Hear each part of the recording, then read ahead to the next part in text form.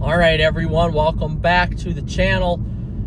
We are having a little discussion today on track loaders and kind of what I need them for and why I'm searching for them. So, little backstory here. I own a golf course. I do a lot of work every season, from snow plowing to rock moving to landscaping to mowing, brush clearing, anything like that with my skid steer. I use it a ton.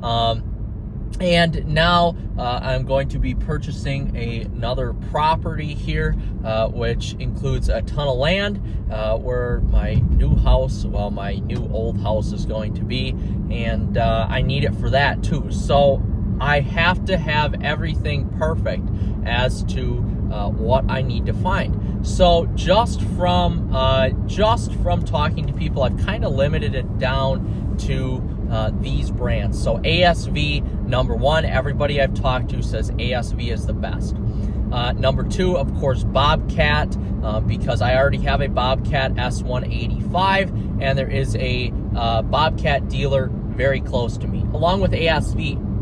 Next would be Case New Holland.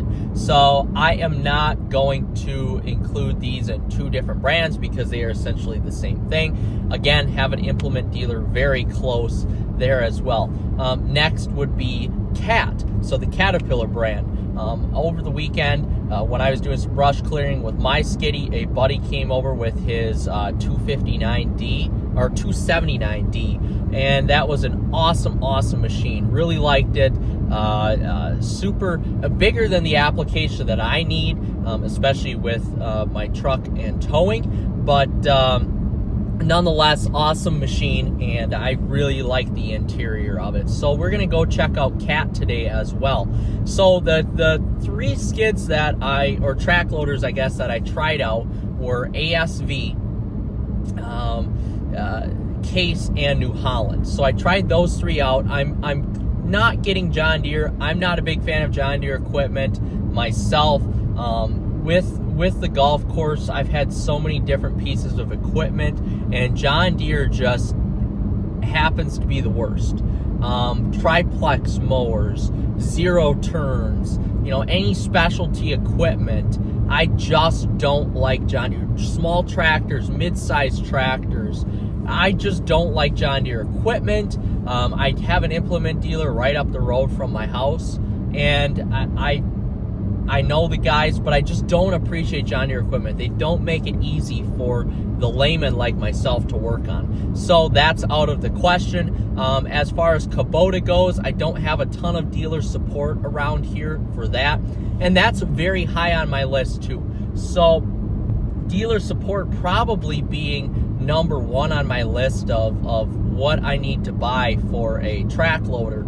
And here's the positives about ASV. I have a ASV dealer 12 minutes away from the golf course. Super close, super easy to take it to. I also have a Case and New Holland dealer who I buy a lot of my implements from for the golf course. Again, 15 minutes away, super close, very easy.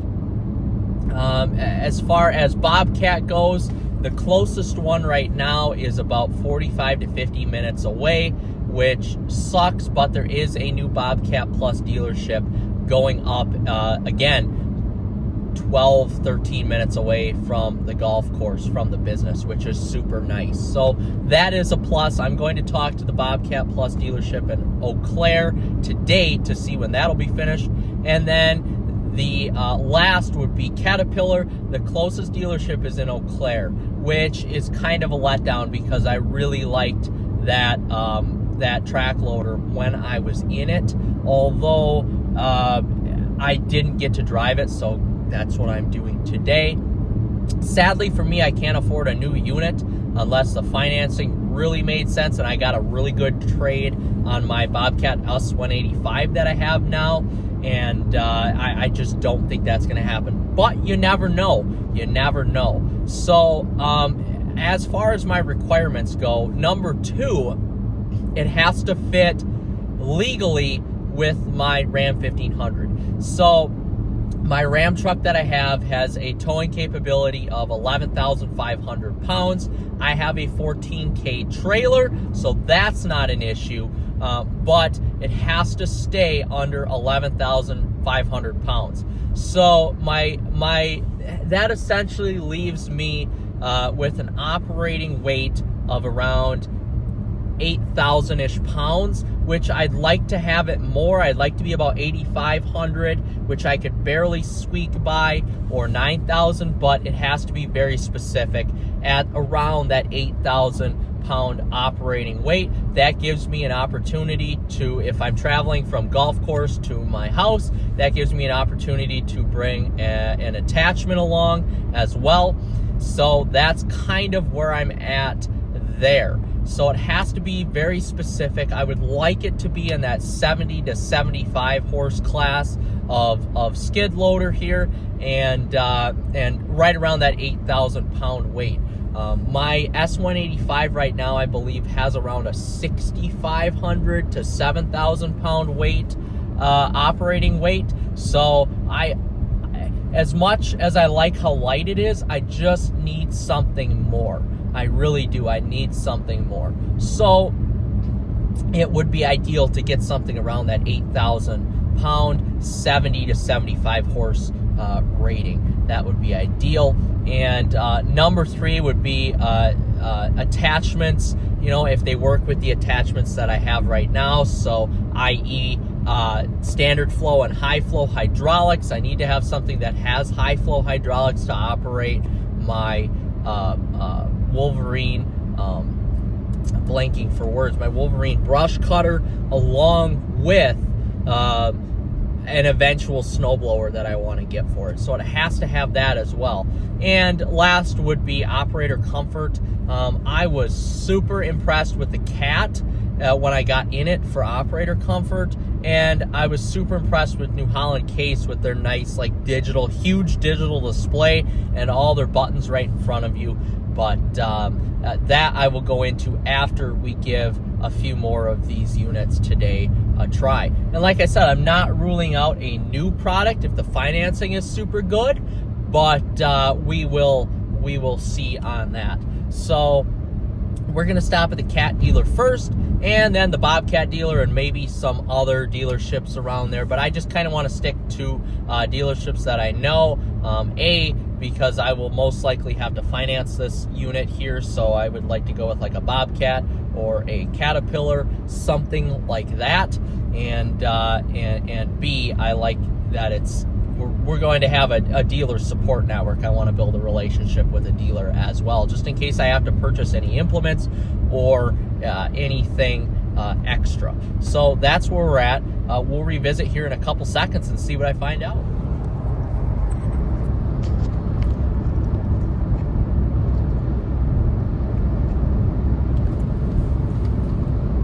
All right, so we got done at the Cat and the Bobcat dealer today. So let's just start with this. I want to start with a rundown of the actual track loaders that I tried out. So yesterday, I went up, tried Case in New Holland and ASV at my local dealerships where I'm at, and then I went down to Eau Claire today to try out Cat and Bobcat. So I want to just start from the beginning. So I tried a Case and a New Holland out.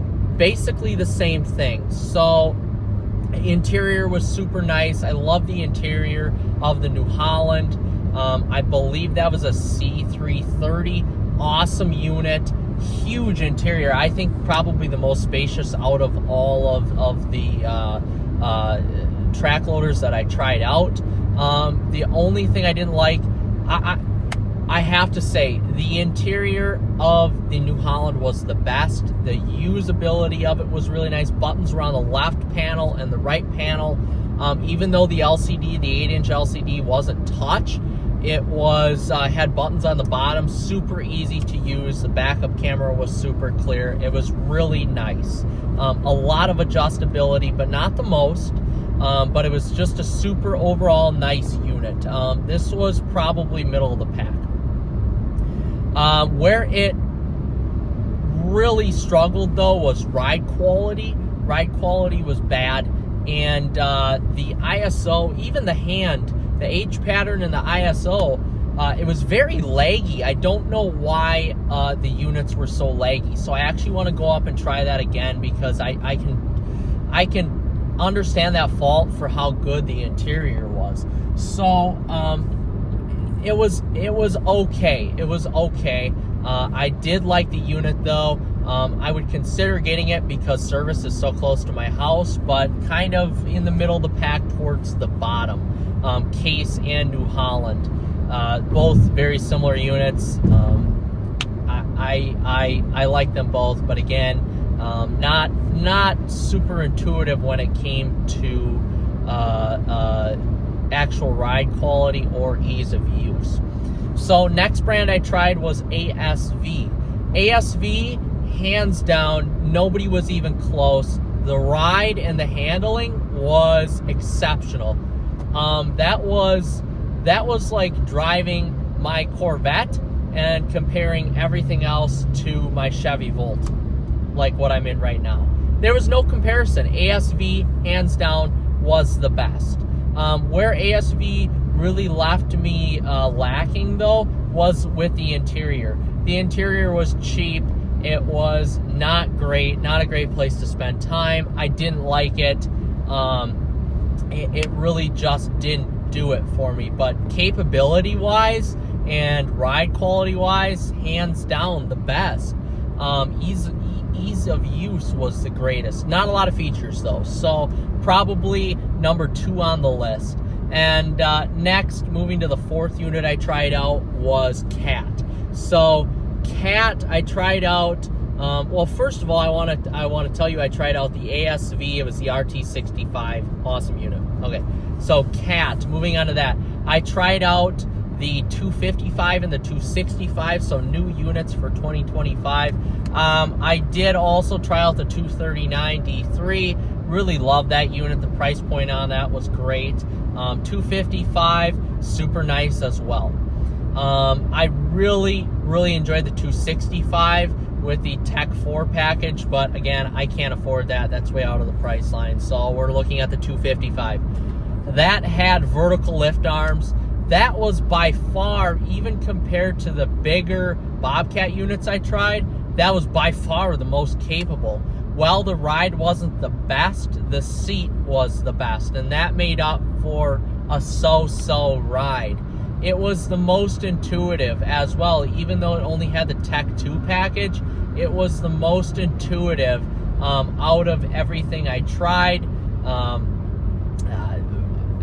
It had everything. You could adjust your sensitivity for your ISO or your H pattern. You could adjust the sensitivity for the actual loader itself.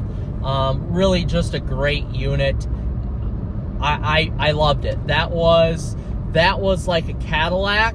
Everything else was like a Chevy, and of course the ASV was like the I guess I shouldn't even say Corvette. That was like the Ferrari of the group. Really a hot shot. But Cat probably took the cake for me. That was the number 1 unit I tried. 255, 265, 239. That was by far the number 1 unit I tried. It did everything well. It didn't do one thing great, but it did everything extremely well. And last but not least was tried and true Bobcat.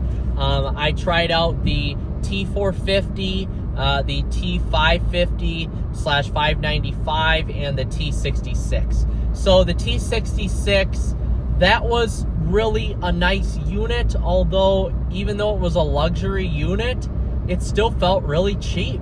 And that's one nick against Bobcat. It was really cheap. When I got in the 455 or the 450 and the 550, that's like a basic work track loader. It didn't have any options in it, no radio. It did have heat and AC, but no radio. Really nothing. It was very basic. It had like leveling with the bucket, and that was essentially it. There was no no luxury features in those whatsoever. But again, if I'm buying new and the price is right and the rebates are right and the financing is right, maybe I would consider one of those. Ride wasn't the worst, but it was second to worst compared to Case and New Holland. So it wasn't great, but again, Bobcat dealer is super close, so that's going lower on the list as well. They didn't, just like my S185 that I have, they didn't blow me away, and they didn't do anything great. It was just a good unit. So if you're asking me to rank everything, Cat goes 1, ASV goes 2, even though it has a ton of shortcomings. Bobcat goes 3, New Holland 4, Case 5. So Case and New Holland can redeem themselves if, again, today I can maybe try them with a bucket on and try to lift some dirt or something. But as good as their interiors were, the ride was bad, and I just wasn't too impressed with those units. But again, Bobcat may be a viable option. I have to get some pricing on it. As much as I love the compact size of the T450, it was just too compact, and essentially for me, my S185 is just too small for the stuff that I need. So I'd almost have to step up to a T550, I think, and if that, maybe step up to a T66 with the vertical lift arms. The vertical lift arms are so nice on that Cat. I loved that Cat unit, but for $70,000, I don't know if I'm ready, even with a trade, to go and spend that sort of money. That's a ton of money on a unit. You know, maybe if I find a nice used one, but and this is where I'm at. If I'm buying a used unit, you may as well not spend over $40,000, because the incentives really make sense to buy a new unit on all these units, because on all these track loaders, because of the end of the year, and they're trying to move units. And really, if you're spending over 40 grand on a skid or a track, you may as well just buy new. And that's kind of my thought on it. So if I find a really nice one under 40, I'd really have to take a look at it. Now, the C330 from New Holland I tried, that was awesome, because all in, I had 64 into that unit. So the price was really good, and I might be able to talk my guy down a little bit more. But again, the price was really good on that unit. That was a 74 horsepower unit as well, and that was very capable. Even though it was the lowest on my list, I have a very good, very, very good standing with that dealership, and they take care of me excellent. There's something to be said about that as well.